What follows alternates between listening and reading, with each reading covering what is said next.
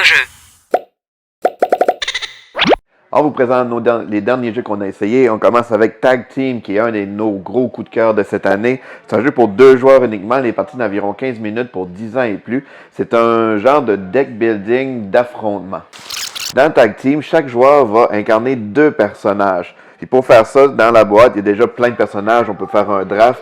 On a choisi chacun d'eux et on va partir la partie comme ça. Le but du jeu, c'est de réussir à éliminer un des 2 personnages des autres joueurs. Chaque personnage a son propre deck qui vient dans la boîte et on mélange nos 2 personnages pour faire un seul deck et chaque deck a une carte de départ.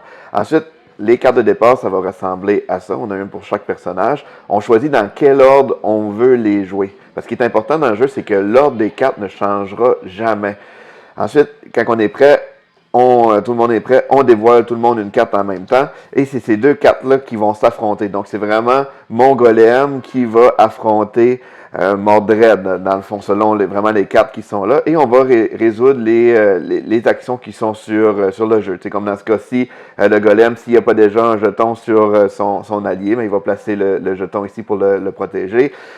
Ici, s'il y avait le Mordred, s'il y avait déjà 8 cubes d'attaque, il ferait une attaque, mais là, s'il n'y en a pas, ben là, il va ajouter un cube comme ça. Pourquoi qu'on ajoute des cubes? En fait, ça, c'est vraiment les forces de frappe. Fait que quand on a des cartes qui vont nous permettre d'attaquer un joueur, ben la force de l'attaque va être selon le nombre de cubes mauves qui est sur nos personnages. Donc, ensuite, on joue nos cartes, on résout chacune des cartes. Dès qu'on a terminé de jouer toutes les cartes qui sont comme ça, on reprend nos cartes. On va piocher 3 nouvelles cartes qu'on va regarder. On va choisir seulement qu'une parmi ces 3 cartes-là et on va l'insérer ensuite dans notre paquet, mais toujours sans changer l'ordre. Fait qu'évidemment, on peut regarder nos cartes. Fait qu'on va choisir si on la met comme première carte, comme dernière carte ou entre les deux. Fait qu'on va jouer comme ça jusqu'à ce qu'un des joueurs soit complètement éliminé. Donc, Tag Team, c'est un jeu vraiment génial. Les cartes sont très... En fait, les personnages sont très différents les uns des autres. Ils ont chacun des petites mécaniques spéciales. Évidemment, je ne rentrerai pas dans tous ces détails-là dans la vidéo, mais il y a vraiment une belle cohésion entre les personnages. Fait que le draft devient aussi intéressant. Comme je disais aussi dans la vidéo, c'est qu'il y a vraiment plusieurs personnages. Donc, ça permet une très grande diversité du jeu. Puis les cartes sont quand même assez folles aussi. C'est un jeu qu'il faut penser qu'il y a de la stratégie, mais il y a aussi du hasard parce que selon le timing des cartes qui vont sortir, c'est comme ça qu'on va pouvoir résoudre différentes actions. Fait que c'est un jeu qui est très drôle. Les parties, c'est seulement 10 minutes. Donc, c'est un très, très, très bon jeu qui est Tag Team. On a aussi essayé Chronologique, qui est un jeu pour 1 à 4 joueurs, les parties d'environ 30 minutes pour 10 ans et plus. Chronologique, c'est un jeu de déduction avec différents thèmes. Dans la boîte, il y a 3 scénarios. Pour chaque scénario, il y a 5 enquêtes. Donc, dans Chronologique, le but du jeu, ça va être de résoudre différentes enquêtes. Donc, ça, c'est... puis pour chaque enquête, ben, il va y avoir différentes mises en place. Ça, c'est la carte des lieux. Fait qu'il va y avoir des lieux qui peuvent être barrés. Des chemins en fait, qui peuvent être barrés, des lieux non présents, des personnages non présents dans certains temps, des choses comme ça. Donc, on a vraiment la mise en place de départ. Ensuite, à tour de rôle, les joueurs vont devoir choisir une des deux types de questions qu'ils peuvent poser. Parce que pour chaque enquête, il va y avoir vraiment quelque chose qu'il va falloir essayer de résoudre. Comme par exemple, la première enquête, on sait que sur les 6 temps de la partie, il y a seulement qu'un lieu qui a exactement 2 personnages uniquement qui ont été sur ce lieu-là. Fait que le but de l'enquête, ça va être de trouver ce lieu-là, à quel temps que les 2 personnages se sont rencontrés et c'est qui les personnages exactement. Et pour faire ça, mais à notre tour, on va pouvoir poser un des 2 types de questions. Fait que c'est soit qu'on veut savoir tel personnage est allé à quel lieu, combien de fois par exemple.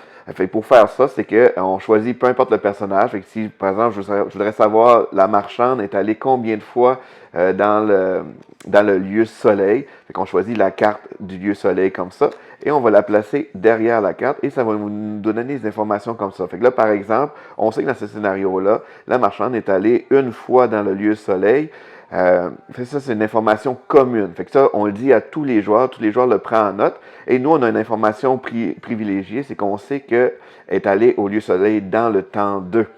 Fait comme ça, on va pouvoir cocher nos informations sur notre petite feuille comme ça.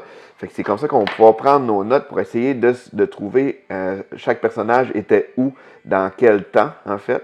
Et puis, se déplacer où exactement. C'est comme ça qu'on va réussir à résoudre notre enquête. Donc, chronologique, c'est un jeu de déduction. Ceux qui connaissent le jeu de Turing Machine, ça fait vraiment penser à ce jeu-là, mais avec un thème un peu moins mathématique aussi, évidemment, et probablement même un peu plus facile à prendre, mais sans compromis pour la déduction. La déduction est vraiment satisfaisante, c'est vraiment le fun.